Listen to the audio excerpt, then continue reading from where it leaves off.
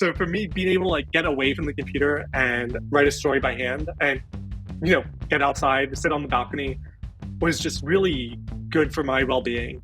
I just enjoy writing by hand more. At least for me, there's like this hand to brain connection that just flows much more easier for me. Not seeing spell check tell me that everything I'm writing is wrong is quite helpful.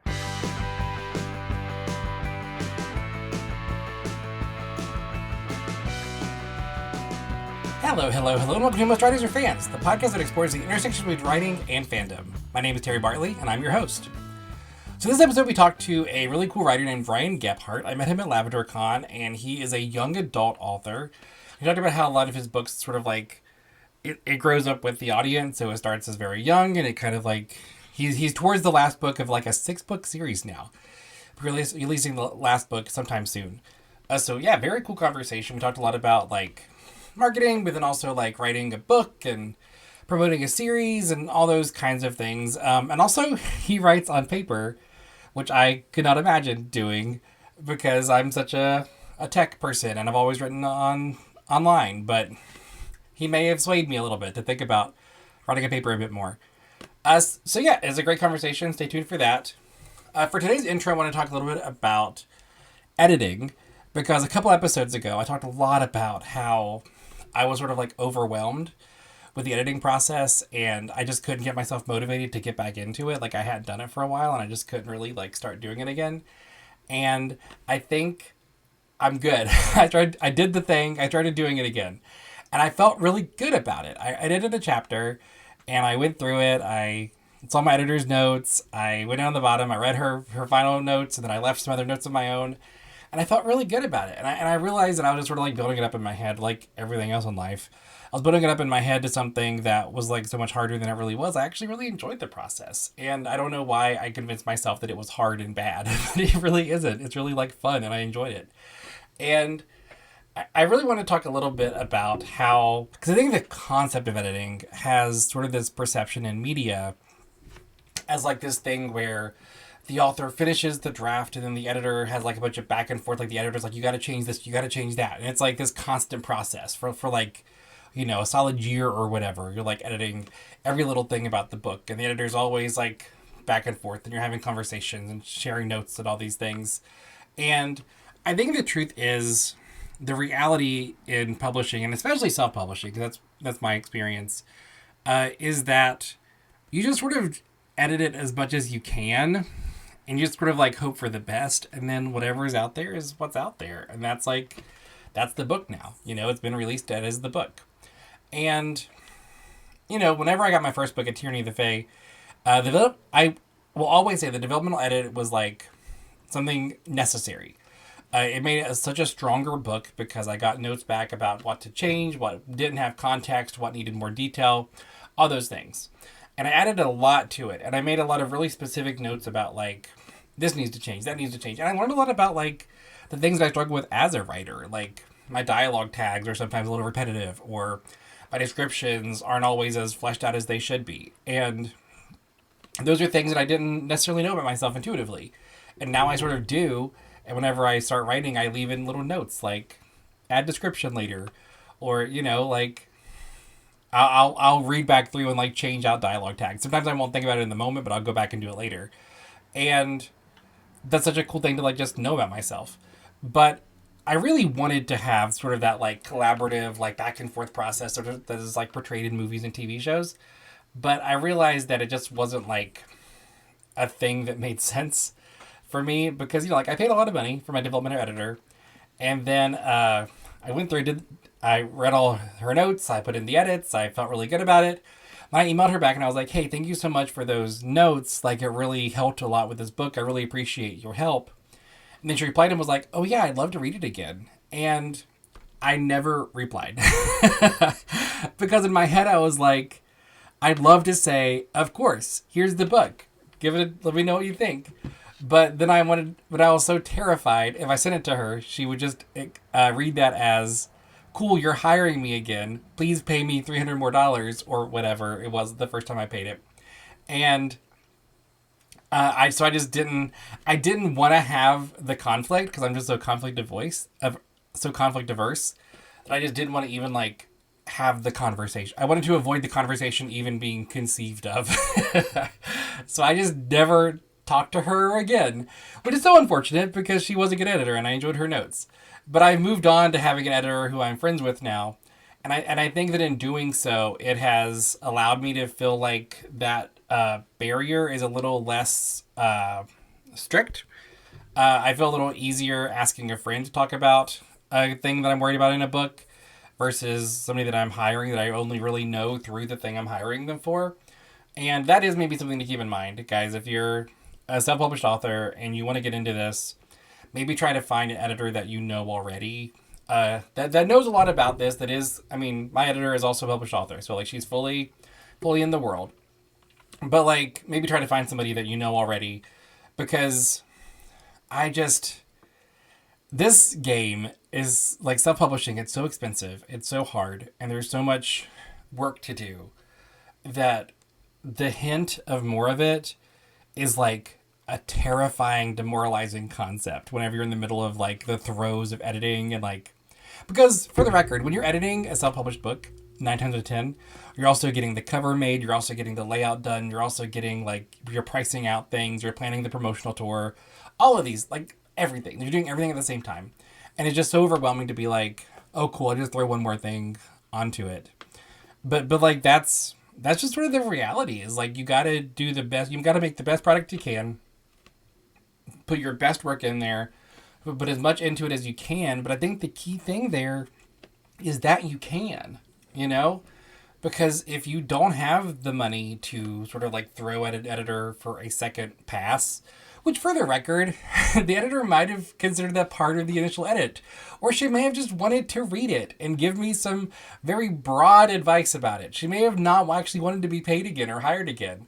But I didn't even want to have the conversation. So like, again, maybe having those things lined out, like maybe like knowing if the editor is going to do a second pass without having to charge you again is maybe like a thing to know up front. Maybe like a thing to ask up front. So it's not a thing that's awkward later. So maybe, think about that kind of thing.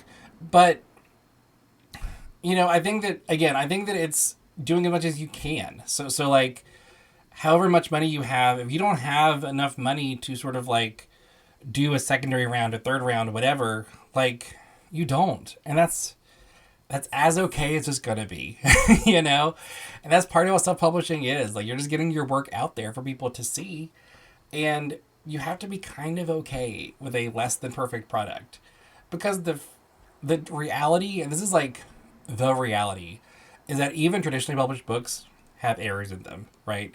Even traditionally published books have not been made perfect. There are people that make mistakes, even at these publishing houses with 10 people that go through them at the end of the day.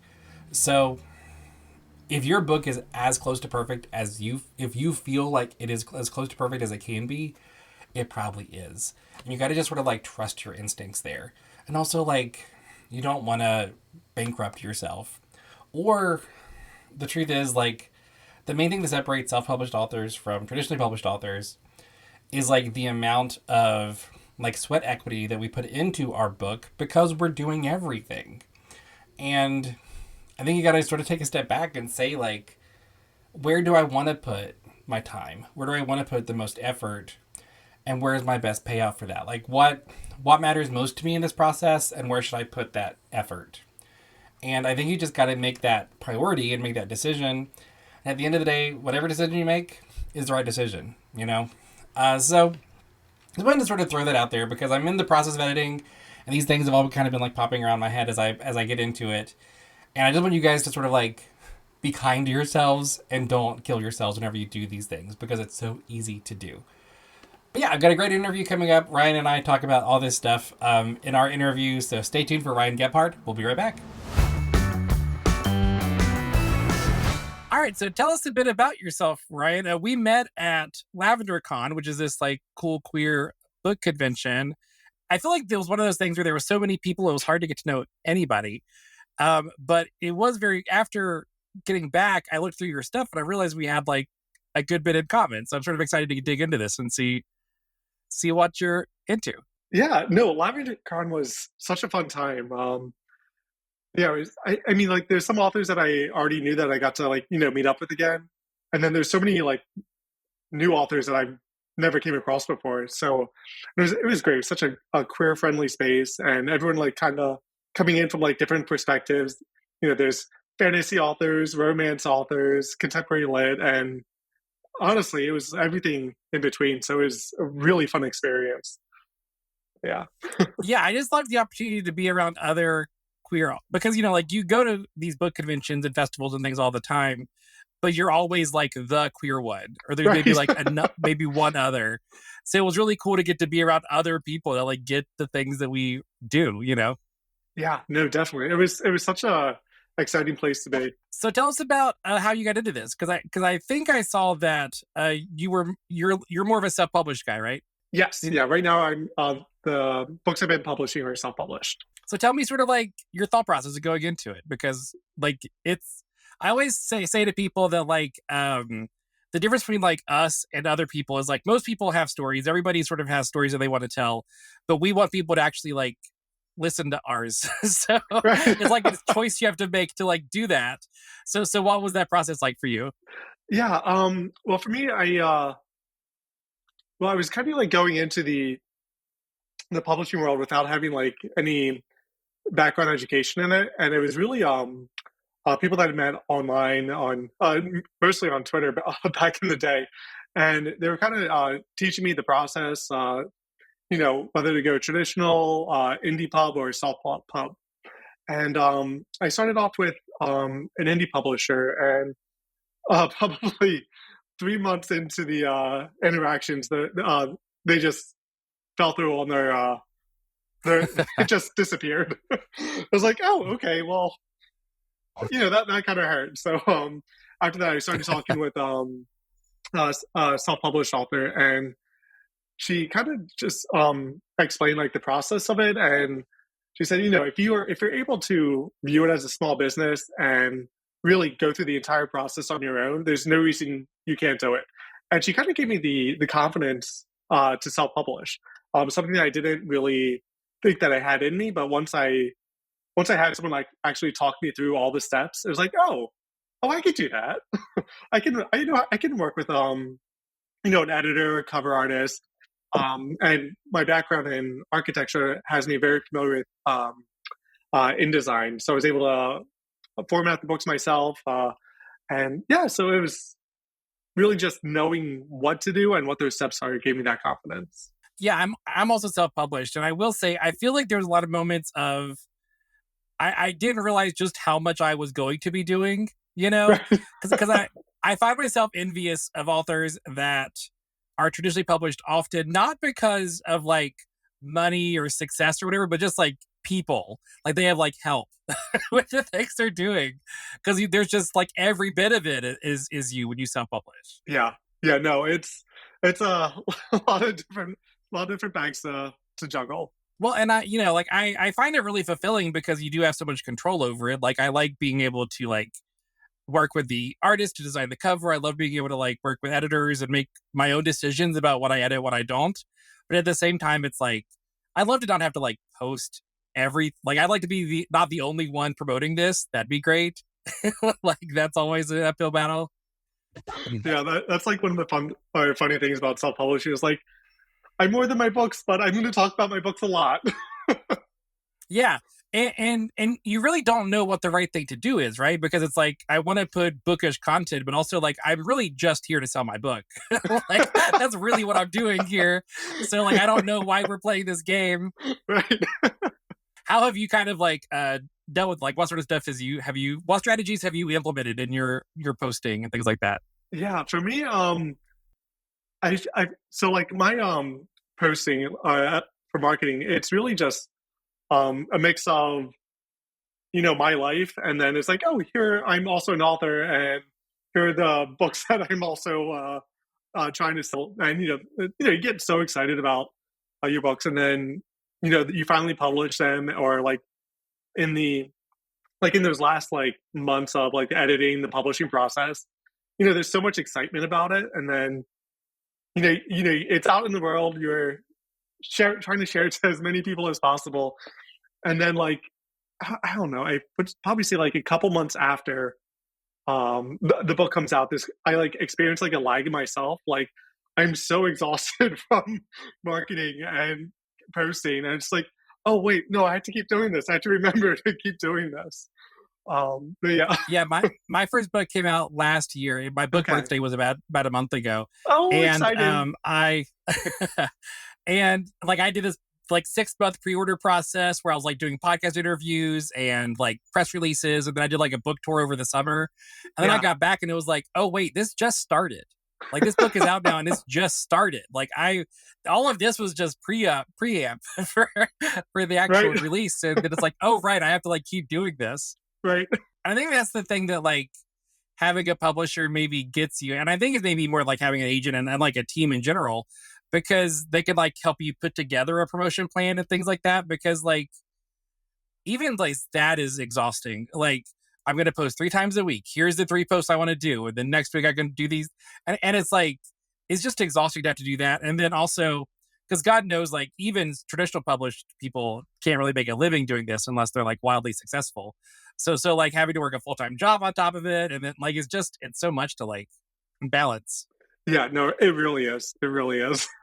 I'm never sure if I'm just mentally tired from like everything, or if I just can't get inspired. Like whenever I can't get to writing, I'm always like, is it just that this is what it being a self-published author feels like, or am I actually tired? Yeah, it's probably a little bit of both. So talk to me about your series a bit. So the Jewel of Life series is what you've been releasing, right? Yes. Is it still continuing? Is it wrapped up or? So there is one book left in the series, and I just finished. So I wrote the last book or the first draft of it. Was it over what like a year and a half ago? And I kind of wanted to have that at least like a draft written before I publish book six in the series, because I have a tendency of letting the plots and the world expand as the series continues. So it's like, okay, well, let's make sure it's done so we can, wrap the story up. So I'm currently deep in editing book seven right now. Um, when I wrote it a year and a half ago, it was very rushed because I wanted to like get back to book six. So I think I'm happy with it now. But the first like round of edits for this one was like, there's a lot missing. That plot doesn't really work. And there's a lot that just like, I could tell that I really rushed it, but having the time to like go through it now and like really give it the time and attention that it deserves, especially because it's the last one. It's like, okay, slow down, make sure the story works. So yeah, so it's been a lot of fun, and honestly, because it's the last book in the series, it's kind of emotional. Like I've been writing the series since 2012, so it's like, oh, my babies, they're grown up and almost done. Have you thought about what you want to do next? Have you not even gone that far yet? So I have 3 other books that are already written in 3 whole new different series. So they're the one I'm currently I'm querying to agents, and that's annoying. And then the other 2, they're I've gone through a couple drafts of those, but I'm not ready to query those yet. They're definitely need more time and my attention. But before I can get to that, I have to finish the Jewel of Life series. Yeah, so I'm curious to sort of like your thought process for all, because I mean, like I'm also thinking about querying after self-publishing, because like I did a writing workshop and they got an excerpt of my book and they were like, "This is so great," and I was like, "Oh, is it?" Because I was gonna like throw it out quickly, and it's like, oh man, I gotta actually work and try on this. But then I was like, well, maybe I should actually try to query this one, and then like it's something I could maybe do this with. What's your thought process of like, because you've been self-published, right? And like all of this series has been self-published. What is your like process for why to start querying? Why to sort of try to go trad for a minute? Like, what do you think? Yeah, no, I mean honestly, it's a lot of what we've already talked about. As a self-published author, like it's all in your hands. And you obviously I work with an editor and a cover artist, but everything else is, a one man team. So, being able to like work with a larger team, to honestly help me because I am not a marketing strategist, and there's just so many other parts of the publishing industry that I'm no, it's not my field. I work in the architecture profession, so it's quite a different ball game. I feel like the thing that I run into a lot is me sort of thinking to myself when I'm doing something like, is this the best use of my time? Like, would I rather someone else do this? And then I never know, like, is it worth paying someone to do that? Like, because like this whole like money is always a bit of a like, I'm just throwing money at this and we're gonna see if anything comes out of it. Like that's what it feels like most of the time is just like throwing money into a black hole that maybe will one day spit some back out. Um, and that's often how it feels. But then it's like, do I want to throw more money out to somebody that can help me? And it's like, that would be useful. But at the same time, it's like, but is it worth it? And I'm like, I really don't know. Yeah, like self-publishing, like it's already quite expensive. So then you toss in like there's other aspects, like, for marketing or publicists or some even just to manage social media accounts. Like, oh, it adds up quickly. Yeah, yeah. And I've done a bit of each of that because I remember paying for people to make social media videos, and it felt so like I could do this because it's so easy to do. But it's like, do I appreciate the time spent? And it's like, well, not really, because I could have done this in like 10 seconds. So why am I paying somebody like money to do this? And it's one of those things I feel like you have to go through it to learn what is and isn't like worthwhile. Like I've been paying people to edit this podcast and that feels worthwhile because that's like an hour of time that I have to like cut out to do that. Yeah. But like these little things, it doesn't feel like it, but then it is exhausting, right? To like constantly be thinking about like, what do I want to post? How am I going to post it? Where is it going to go? What platforms am I using? Like it's sort of never ending. No, it is. It really is. So then talk a bit about like what got you into like, because you were saying that you had an indie publisher that fell through and that's sort of what led you to self-publishing. Had you thought about querying again or were you like, I'm done, like I've already done this, I'm not? Yeah, I dabbled a little bit in querying for the first book, but I was so green to the process that there was just so much that I just didn't know. I didn't understand how many rejections you would get as a query writer. So I sent a couple queries out. I think I didn't know about Query Tracker at the time. I don't even know if it was up and running. And I think this was 2017, maybe 2016. And it was just like getting back onto social media. So it was just like, okay, trying to, it was really just grasping at straws. It's like, okay, I don't know how to do this, so we'll see what happens. Again, it was really just the encouragement from fellow writers. One being in self-publishing, that just showed me the steps and was like, oh, okay, I can do that. So the gay audacity, I was like, oh, I could do anything. Yeah. Well, and that was honestly my impetus too, because like I started querying for my novel, and I was like, I got like 4 rejections, and it's like, geez, this isn't. this doesn't feel good. Yeah. It doesn't even matter, even if you get a 4 rejection, or even if they give you positive feedback, it's like it still doesn't feel good to just keep getting rejection after rejection. No. Like I remember hearing about Stephanie Meyer with Twilight. Like the first agent she sent it to liked it, and the first publisher that they sent it to liked it. It's like that's like winning the lottery. Yeah, like that sounds incredible. But and I think that's honestly how a lot of authors get into publishing is they just luck out because I don't think that it's because I mean the truth is like most of us that write like we're all like good, right? Because we wouldn't be doing this if we didn't feel like we were good. But like you have to find the right agent that likes the thing that you're doing and like really connects with you specifically, and that's so hard to just like luck into. No, it really is. Like, and it's I feel like it's so hard because like you're looking at on the agent websites and you see the short descriptive paragraphs and it's like I think I know this agent. I think I can relate to this agent. And then, like you give you send your query, and like they're like, oh no, it's not a vibe. It's like, okay. Well, and it's like it almost feels like it's not even useful to do these days because I think that these days self-publishing is getting as respected as like trad, and there's a ton of trad authors that are hybrid now. So I don't think that it's like unusual to be self-published, and I also feel like these days, once you're self-published, if you start querying again, like the self-publishing stuff is almost like a clean slate because it feels like the industry like doesn't count it as like real. So it's like, Yeah. well, I guess it's the same as if I had never published this. Right. And I think that that's like, and it's like a good bad thing, right? Because it's like I'm not ruining my career by throwing out self-published books, but at the same time, like it's frustrating that I have like fans that enjoy my book, but then these agents don't care.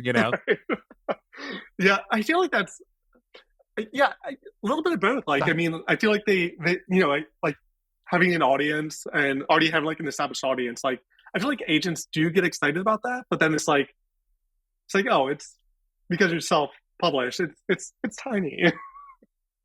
Yeah, well, and it's almost like they want you to have like a bookie social media account that's not about your writing that's successful. And it's like, but why would I spend years to build that when I want to be writing?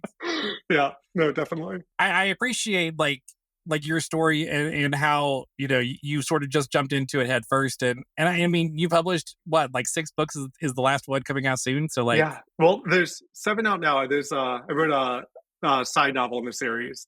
So the 8th book will be coming out, but it's funny. Like, I wrote a side novel, and it's like, wait, how do I count that as part of the series? Like, it's part of this world. The characters, some of the characters are there, but it's not like the series. So I'm calling it like 1.5.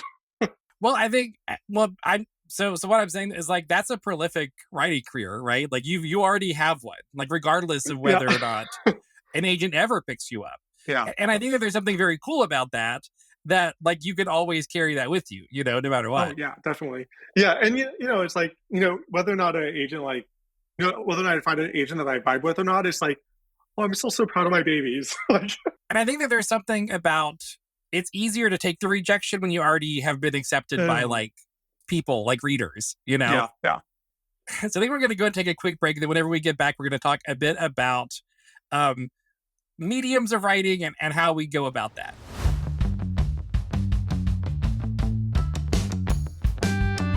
All right, welcome back to With Writers or Fans. I'm joined once again with Ryan Gebhart, and we're going to talk. So, Ryan, I've been seeing a ton of you posting about like a lot of like handwritten notes, which I never do handwriting. I always type basically everything that I do.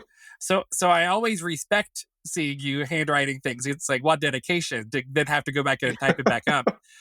What is your like? Yeah. Why do you do that? Why do you feel like that's your process? Yeah. So for me, so when I started off writing, I all my notes were handwritten, and it was a lot of yellow pages all over the place.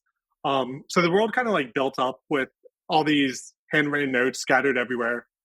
But the story when I started off, it was mostly on the computer. But then the pandemic happened, and I was remote full time. When that happened, I was, at my computer during my day job, and then I wouldn't move. I would immediately switch to writing on the computer. So it's like, I wake up in the morning, have a writing session, shower, get ready for work, come back to my computer, the exact same seat, go through the day job, and then day job's over, don't move, stay at the computer, and switch to writing. And I mean, this is during the pandemic, so that everyone's mental health was in a great spot at the point. So for me, being able to like get away from the computer and write a story by hand, and get outside, sit on the balcony, was just really good for my well-being. And since then, it kind of inadvertently stuck. I find that I just enjoy writing by hand more. I don't know. There feels like for me, at least for me, there's like this hand to brain connection that just flows much more easier for me. Um, and not seeing spell check tell me that everything I'm writing is wrong is quite helpful. Um, but yeah, no, it definitely just came out of a need for my own well being and just became a habit. And I feel like my writing is more dependent on it now. No, I think that makes a lot of sense because whenever so I always wrote, I'd go to like a coffee shop and I'd sit and I'd like write for an hour. And I did that once a week. And that was kind of like my process for a long time. And then the pandemic hit and I couldn't go to coffee shops anymore because, you couldn't go inside and drink a coffee and write. So I ended up doing this thing where I'd like buy coffee from a grocery store and then like have the Starbucks playlist on Spotify play. And then I'd like write to that, just kind of like try to recreate it to some extent. And I think that makes a lot of sense though, that providing the differentiation. Because the truth is, even today, like I'm not working from home. I work, I'm a teacher and I work at school all the time, but I'm still on the computer all the time. Like I'm still constantly like typing things and things like that. And so I think it does make sense to have kind of that like the differentiation of like, this is something that I do. Because the other thing too is like when you're self-published, especially, like we do this because we love it and because it's fun. And if you don't love it, then like why are we killing ourselves to do it? So I right? think that there is something about like this is a hobby and it's a thing that I do for fun. So making it paper is like it is a clear a separation from the work that I do otherwise. Yeah, yeah. So, and I also feel like that could be helpful in like editing. Do you feel like that's true? Because then you have to go back in to type it and then you actually are reading it a second time? Yes and no. In my head, I would love to say it as like, oh, when I'm typing it up, that's like, the first round of edits. But not really. Like, because like like I get it so much in the zone of just like, typing it away. And yeah, I'll catch some things.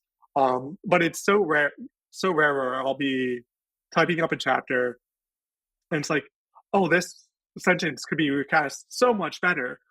And but it's just like, oh no, I just have to get it. I have to get it typed. I have to get it typed. So there's like a rushing mentality when I'm typing it. Um, so it's like just get it in the computer and you'll come back to it later. Um, but yeah, so I love the idea that it's like the first round of edits, but then the honest me is like, no, you're just a workhorse and you're getting it in the computer. You go to like a data entry mode and you just kind of like got to get this done and then I can go back and edit later. Definitely. That's exactly what happens. Do you feel like it makes it challenging to edit then because you prefer writing on paper? Because I'll tell you, it's challenging for me to go back and edit just because I love creating new things. So whenever I have to go back and edit the things that I've written already, it's hard to motivate myself to like get into it, even though I know how important it is. Do you feel like it maybe is even harder because it's not on hand? It's not by hand. I don't know. That's a tough one. Like I don't mind the editing process. Like like for me, it's just so much fun to like go back into these stories. I mean, by the 10th time you're reading the story, it's like, okay, I know what's happening. Let's move along. But so there's definitely like a fatigue like towards the end of the editing process for me. But I don't know if it's necessarily harder because like the most creative time is like writing it by hand. But yeah, I don't know. I don't know the answer to that one. Well, I think it Yeah. maybe is because it maybe does also provide a more clear differentiation between editing and writing for you. You know what I'm saying?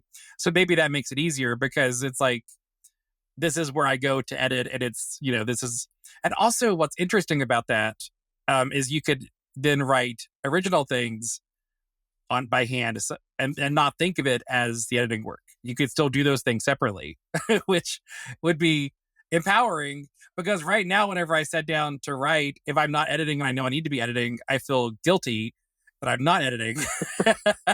Right. So I think maybe I should be working. I think maybe one thing that you're doing makes sense because you don't have to constantly be editing. Like if you're writing by hand, you're like, well, obviously I can edit with by handwriting. Like I can only write original things this way. Yeah, no, definitely. But then you sometimes you get to the editing process, like, right, what were you doing? I do say I really do like doing the edits. I just can't motivate myself to do it because it is really cool to go back Oh, and read it's things and be like, oh, wait, I'm a good writer. yeah, but it's work. It's work. Yeah, and then too, like just realizing what doesn't work and getting those because that's the big thing about self published authors. I feel like people don't understand is like getting a developmental edit is like so helpful and necessary. And I think that most people think that self published authors don't do those things but like I don't think my stuff would be nearly as good if I didn't have someone else read over it first that knew what they were doing. Yeah, no, absolutely not. I mean, I've been working with my editor through this entire series, and it's fun. Like, her and I will talk, and she lives so far away. We've never met in person, but we'll like exchange messages, and it's so interesting to see, how that writing journey has developed from again, oh gosh, what was that? 2018, I think. 2018. I started publishing. So this 6 year journey with this one editor and seeing this not only like the story to develop, but my own writing style and the influence that she's had on me. So it's just I don't know. Working with editors is so important. I yeah can't even underestimate that. Well, and two, I think the other thing about developmental edits that a self published author has that's a challenge is you either have to hire someone freelance you've never met before and just hope that it's fine, or find like a writing friend that is good at it or like wants to get into it that then knows your stuff. And I think the real challenge is like having a rapport with an editor because like that's ultimately what we want, right? You want to be able to like kind of bounce things off, and you never know. I feel like when you work with people that you don't know, the problem is like I don't know how much time I have with you. I don't want to feel like I'm taking advantage of you, and I always worry about that whenever I like have to pay someone to edit. Yeah, I find it like so difficult to like work with an editor, like not knowing who they are. So like, that rapport is so necessary because like I mean like your heart and soul is in it, it's in what we're writing. So like work with someone that doesn't get you or understand where you're coming from or it's a extra challenge. But being able to like have that good rapport is so important. Well, I feel like that's maybe one of the positives about being a self-published author is you can keep working with the same editor because, like you said, you've been with the same editor for 6 years now, and to not have to explain the characters and the world and things to a new editor is probably like wild to just be able to just jump in and Yeah. No, it's been so helpful. because like if you were traditionally published, like they could throw another editor at you.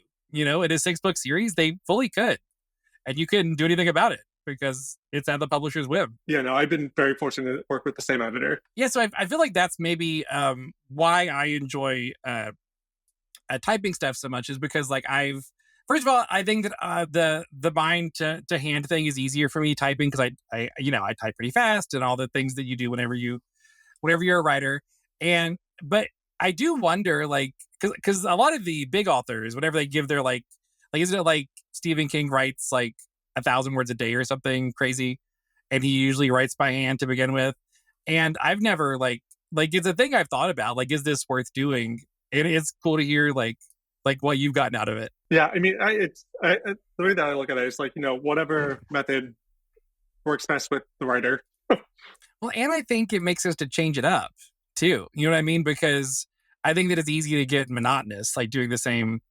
thing over and over again. Yeah, especially when we're just staring at the computer the entire time.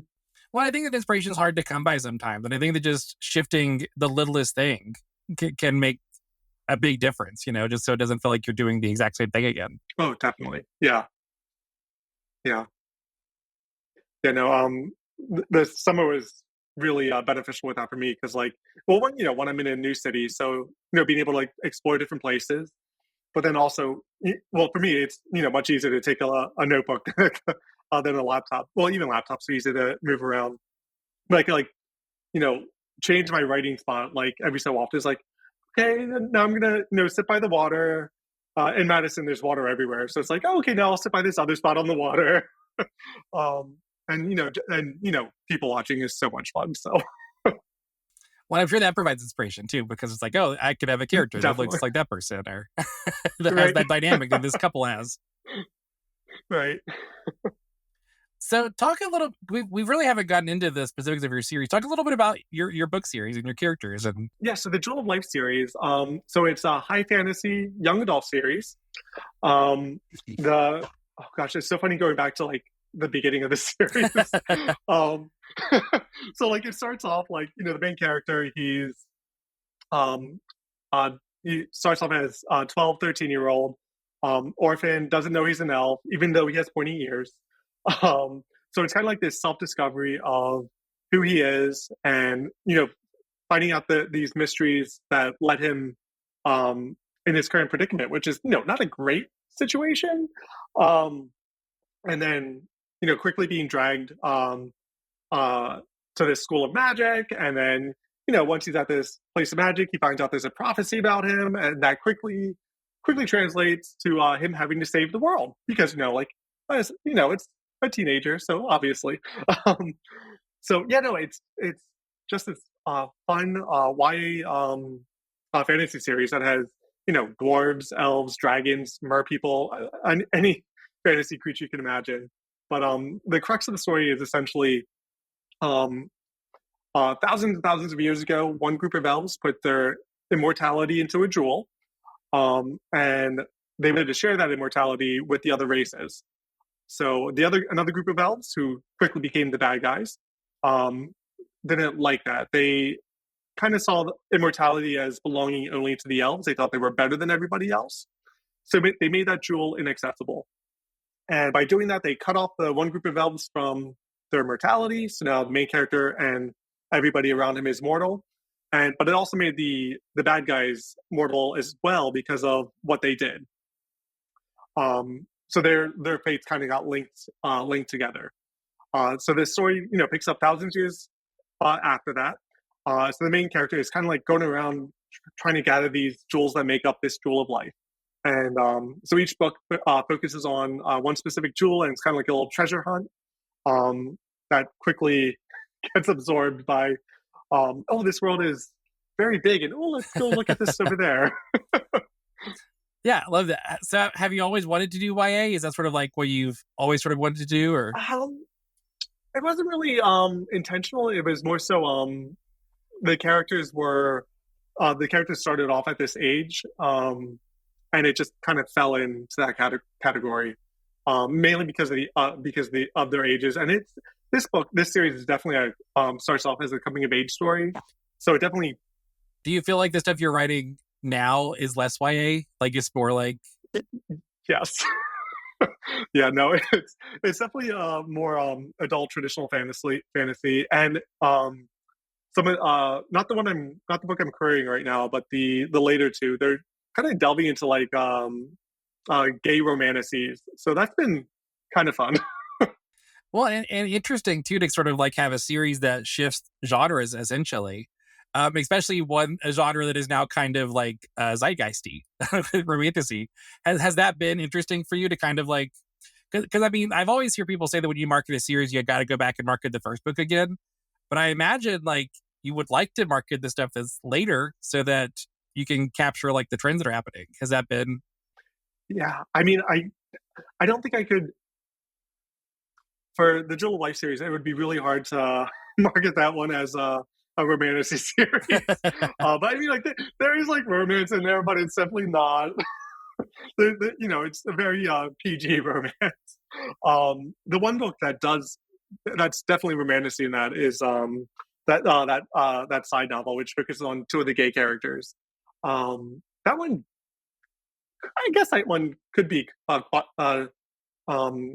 marketed as romantic. It definitely focuses on the two characters' relationship, but it mostly focuses on the one elf kind of coming to terms with his past and learning to love again and learning to let himself be loved again. So that one has like a lot of drama, trying to like a lot of self-forgiveness. So Well, and as a side novel, you probably could actually market that one separately.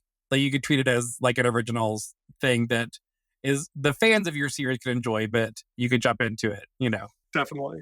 Just sort of generally speaking, where do you feel like your inspiration is coming from these days? What do you think you're kind of like vibing with? What do you think you're... I feel like honestly, like whatever book I'm reading, I get a lot of inspiration. And like typically for me, like I'll go to the bookstore and I'll like flirt with book covers. So like it'll be like a while before like I actually pick up a book, but I'll be like flirting with a certain book for months, and then I'll finally pick it up and like, oh, it worked out. um, so like it's like yeah, I don't know, definitely inspired by all the books that I'm reading. So that like currently I'm well, all of David Slane's books I really enjoy. Um, I'm currently reading James Islington's Will of the Many, and I am just aghast by that story. It's incredible. But yeah, I read so much fantasy this summer. It's really funny.